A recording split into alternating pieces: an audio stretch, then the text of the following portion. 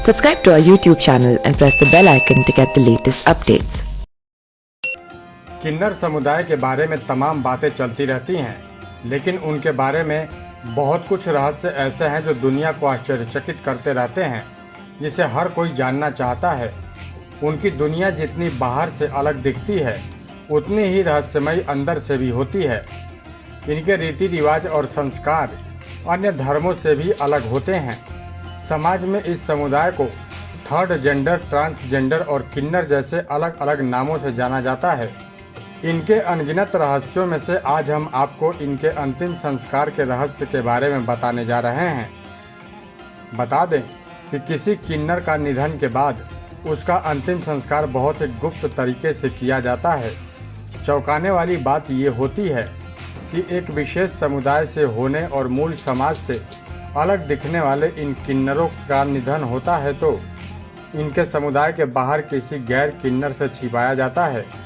उसके पीछे एक मान्यता ये है कि ऐसा न करने से मरने वाला किन्नर अगले जन्म में भी किन्नर ही पैदा होगा।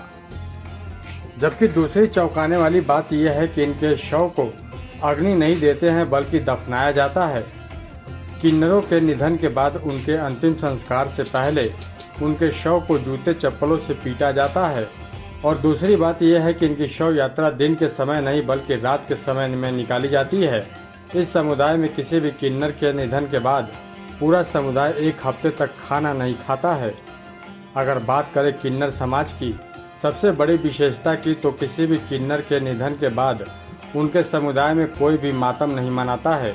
ऐसा करने के पीछे ये वजह है कि मरने वाले किन्नर को इस नर्क रूपी जीवन से छुटकारा मिल जाता है। इसलिए किसी के भी मरने के बाद इसका शोक मनाना उचित नहीं है, इसलिए ये लोग इसकी खुशी मनाते हैं। किसी के निधन की खुशी में ये लोग पैसा का दान भी करते हैं।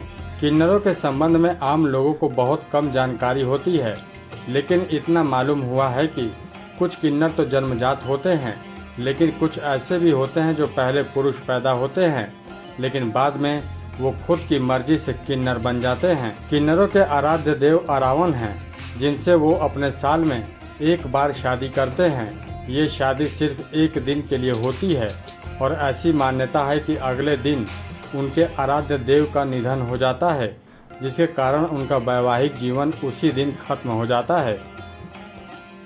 तो दोस्तों, आपको ये वीडियो कैसी लगी आप हमें कमेंट करके ज़रूर बताएं और आप हमारे चैनल को सब्सक्राइब जरूर करें। Subscribe to our YouTube channel and press the bell icon to get the latest updates.